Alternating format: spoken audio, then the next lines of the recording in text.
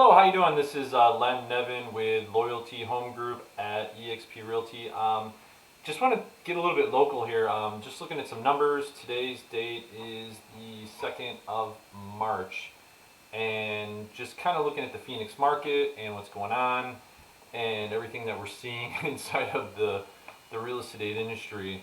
And I'm sitting there and I've been chatting with a future client who's going to be putting up a property here in Gilbert in the next few months. And, you know, it's that conversation of timing the market, right? So when's the right time to list?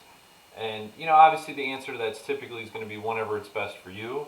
That's always the right answer, is that you list when you're ready to. But from a market perspective and really trying to capitalize on what's going on, it's foolish to say that what's happening today is going to be what's happening 60 days from now or 90 days from now or even 30 days from now. So the best that you can do is look at the information that you have in front of you and look for projections, look for any signs of the way things may be going. So let's dive into this a little bit. I'm going to do the best I can to try to make this as understandable as possible. And today we're just going to be talking straight Phoenix because that's where I live and that's where it affects me the most. Obviously, we'll continue to do these kind of conversations, on a national level, looking at national numbers versus just local numbers, looking at Chicago as well. But today I really just want to focus on the Phoenix market. So let's just jump into this. So one of the programs that I use is this program called the Cromford Report, and it's chock full of data, great data. And I'm going to start here with Gilbert. Now this hasn't been updated since the 25th, so I'm going to try to find some more up-to-date data. And the most up-to-date data that I can get, because it's still early in the morning, they're still loading this information with data, is I believe this concise market is going to give me the whole Phoenix metro area, and I want to look at the date. So this was as of yesterday, right? So it's showing active listings as 9094, and then you're hearing all these people say, well, I'm seeing agents say, well, 4,000, less than 5,000, why would that be? So we have these two statuses called UCB and CCBS, and so basically what that means is it's under contract accepting backups, and then CCBS is contingent on the buyer procuring a contract. So that's what, I can't remember the exact verbiage for that, CCBS, but it basically means that it's a contingent sale. They've got a house they need to sell, and then this home they're buying, the seller's like, yeah, that's cool, go sell your house. We'll wait for you to go do that, and that's where that ends up being. So what you end up with is 4491 as of yesterday. I can log in right now, and what I'm going to see is probably a different number than what was yesterday. So if I go into my MLS right now, and I'll just show you, so it's not like I'm hiding anything. It's, quick search. Let's take out all the contract contingent on buyer sales. See 4042. So look at the difference of 24 hours. Almost, over 400 homes have fallen off the market and gone under contract compared to where we were yesterday. So that's one number. Pending listings is at 8,000. So basically, you got 4,600 yesterday. We'll just use these numbers that were in sort of like the beginning of the pending stage, and then 8,000 in the pending stage. So we got 4,000 active, and then 3 times the amount of homes that are active is what's already under contract. And what we're seeing is about almost 8,000 sales per month. That's typical for early in the year. You can see like last quarter was higher. Well, why would that be? Well, because it's the end of the year. There's always this beginning. It's kind of like this ramp up of just more and more sales as the year goes. We saw a heightened. So 2 years ago we saw 94,000 sales. Last year, at this time, this is 12-month running number. And then so we're seeing, we're averaging 106,000 sales per year. So we're seeing, we've got a higher population, so we're going to see more sales per year. That's just the way it goes. Days on market, 41. These are the ones that are under contract. Days inventory excluding is 15 days. So basically, the way that how fast things are going, it says that within 15 days, all of our inventory will be gone, valley wide. The big numbers that people are really looking at, because none of this matters if we're not seeing the prices go up, and what we're seeing is the prices going up. So average price monthly is 460 sales, average of 460,000. Last month was 443. The month before, or the last quarter, was 419. A year ago was 375. That's the news, right? Is year to year, 2 years ago to a year ago, went 328 to 375. This year, we're going 375 to 460. I mean, that's a much bigger jump. That's a 90,000, almost, or around 90,000 jump compared to, much smaller, number 45,000 roughly around there the year before. And then what we're looking at is the average square foot is roughly staying the same. I mean, that's just, what's the average house that way? So that's what they're calculating it off of. And then this Cromford Market Index is measuring the demand. So the buyer demand and saying, where are things at? How are things going? Is there more buyers? Is there more sellers? Is it moving toward? So anything over 100 is what we would consider a seller's market, and it's going up and up. I mean, 2 years ago it was 126, so it was kind of like right in this balanced market, and then it moved up, and we were like, oh my gosh, it's at 300, and then it was like, holy cow, it's at 486, and now we're at 510. So it's just continuing. We're seeing the demand climb, climb, climb. So overall, what I'm seeing is certain signs that the market's just getting harder and harder for buyers. So let's look at the reality, some other reality things, and let's just look at the active listings. Let's just look valley-wide, how many active listings do we have to choose from? And this is the last year's worth of data. So from February 1st till March 1st of this year, so basically 13 months of data. And what we saw was a year ago there was roughly 11,000 homes to choose from. And then COVID hit, and it shot up to 13 and then it shot down, and then it kind of stabilized, and then it dropped down, and it still is continuing to kind of, it's still steady, right? But then I'm looking at Gilbert, which is where I live, and this is where I was talking to my future client on this, and it's a little bit different story, because we saw, high of 287 homes a year ago, 13 months ago. Jumped all the way up to 482, so almost, good jump, and then it's dropped, and then it's continued to drop. But it looks to me, and if I'm looking at this looks a little flat, right? And you look at this is the lows, right? So these are the highs. So every Thursday, Wednesday, Thursday, Friday, everybody just dumps all the new houses on the market. You see the inventory shoot up, and then over the weekend, everything's eaten up and taken, right? And so you see spike up, spike down, spike up and down. And so what I really look at is not so much necessarily this number here, the high, is really, let's keep a look at the low number.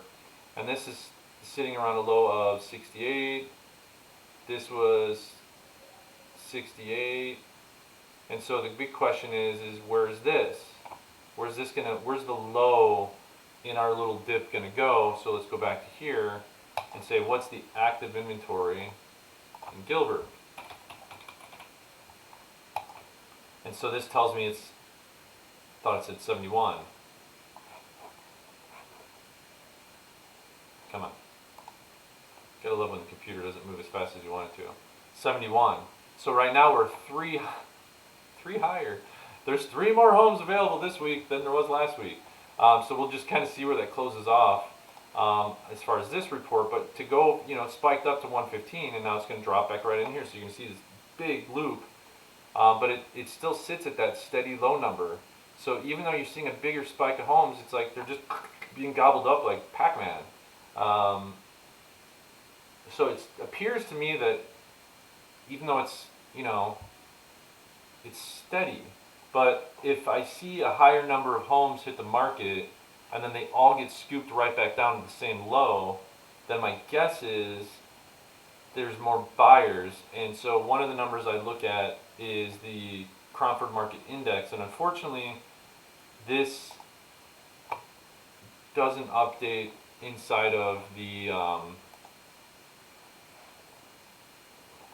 cities daily, and this is that number, right? So it just keeps going up, and it looks to be leveling off. And so this is what I'm looking at. Is I feel like things are. I mean, it's a horrible status quo for a buyer. I'm not gonna lie. If I was a buyer right now, you need if you're a buyer right now, this is me looking you in the eyes.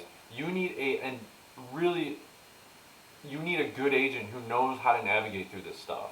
Because there's a lot of agents, I'm getting these I've got these listings, they come in, I see 20, 30 offers, and 19 of the 20 are garbage. And I just wonder how these agents are representing their client properly. Our buyers are getting homes. We had another property just got under contract this morning with another one of our buyers on our team, and we're seeing success with our clients because we're doing different strategies than what the other agents are doing. If your agent's just kind of like, yeah, we'll give it a shot, fire them. I don't care, fire them. If they're just going to give it a shot, they're gone. I hate to say it that way, but if you need a home, you need an agent who knows how to get things done.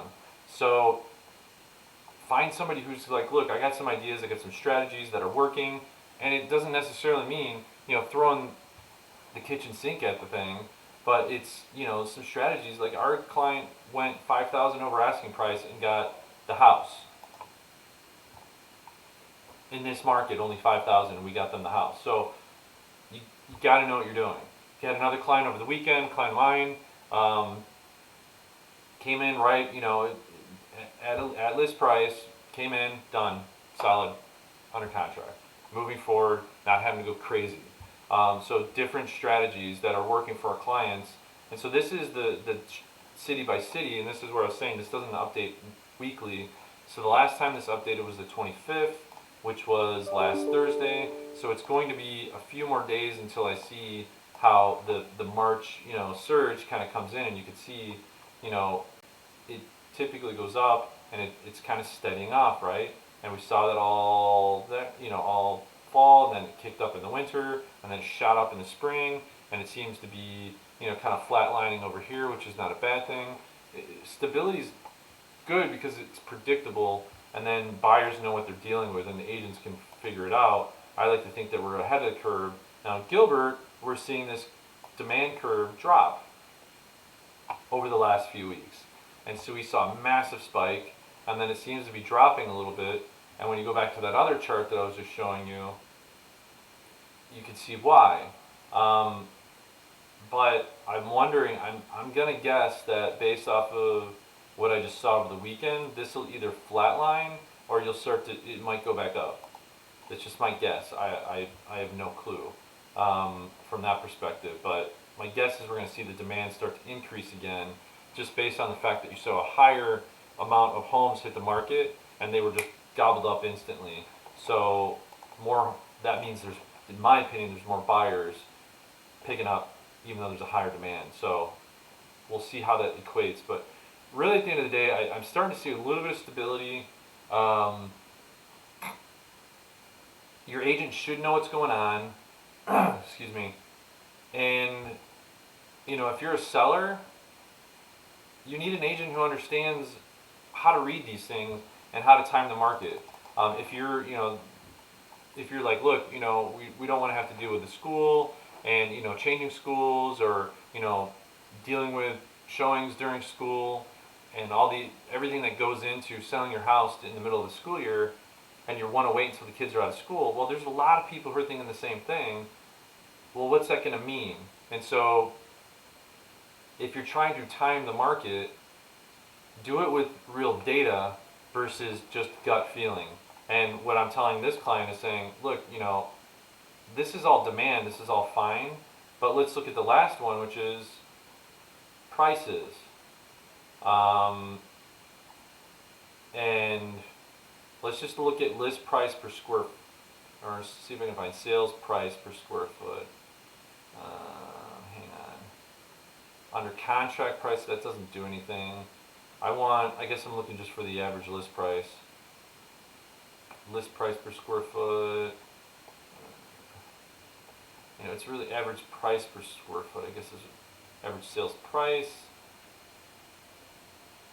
Let's do the average sales price per square foot, because I think that's going to be a decent one, because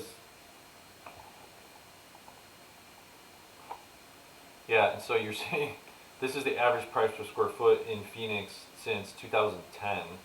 I moved here, around here. This is when I got to Phoenix, it was right here. And it's just gone up ever since. And you can see since April 2020, it's just skyrocketed. 183 up to 230. So back to my conversation with her, which is in Gilbert. Same thing. So we're up to 213 a foot. Her house, I believe, is roughly 3,000 square feet. I hate doing it this way, but it gives you an idea of what you expect. So it says 639, which is a little bit crazy. I'm not seeing the comps support that for that neighborhood at 639 at 213 a square foot. So the other tool I like to use inside of here is this price range filter piece, where I can put this in here and I can go in and I can say what is the active listing count for, you know, inside this price range for single family. So this is you take it one step further and say, let's just look at single family detached. There's only 2,800 homes in the entire market, and now let's just go into Gilbert here, and right now there is 101 homes.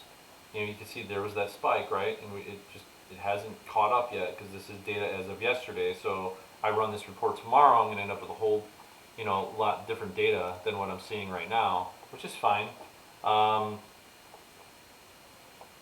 And then now we're talking 200 per foot. So if we take that same calculation of 3,000 square feet, we're saying Gilbert's seeing 2,000 per foot, or 200. Now we're at about 600, still a little bit high compared to the comps that I'm seeing. But, you know, let's take this and say, well, let's look at properties that are under 750. Let's get rid of those $1 million homes that have that higher price per square foot. And how does that adjust out? And it drops to 195 a foot. See, it's not all cut and dry, you know, copy paste go. You know, let's look at, say, well, now we'll take the 3,000 per foot and we'll multiply that by the 195. Now we're at 585. So we're getting a little bit closer to where I think she would be. And if we say 600 and we want to go to, you know, 400, so let's get rid of the smaller homes. And now we're dealing inside of a price range 189. So see how it's, now we're at 567. I've been thinking around 525, 540, 550 is probably where it's going to end up being. So we're getting a little bit closer to where that ends up being, because we don't have a pool in the house that we're talking about. And I think the pool, you know, adds some value, and some of these are going to have some pools to add up to that 189. And you're seeing the difference between, you know, the average list price, is 189, the average sales price is 186. Sorry, flip that around. So we're seeing the average list price at 186 and the average sales price at 189. So that shows you inside, if you got, right now, if you've got a home in Gilbert that you think would go anywhere between 400 to 600,000, you're basically going to sell. The numbers are right there. You're selling above list price. It's just, that's what, even at 400 to 600,000. So without these numbers, without knowing how to do this research, only 48 homes to choose from. A year ago, you go shopping, there was 150 homes to choose from. Now, 48. And that was yesterday's numbers, so who knows what it'll be when I run this tomorrow. So just something to think about as you're shopping.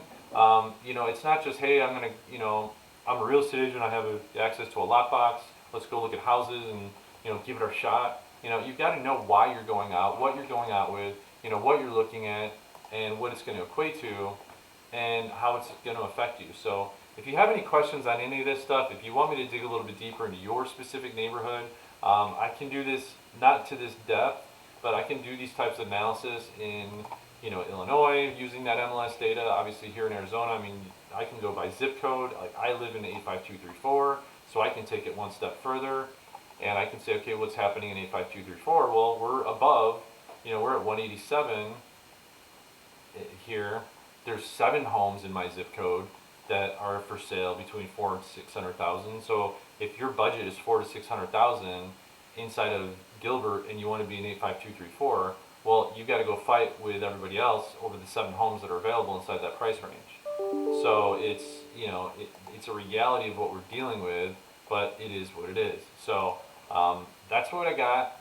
I can do this further research for you specifically in your area, and answer any questions for you. So reach out if you have any questions. Always here to help. My number's right here, 480-418-2611, and my email's len@loyaltyhomegroup.com. Thanks.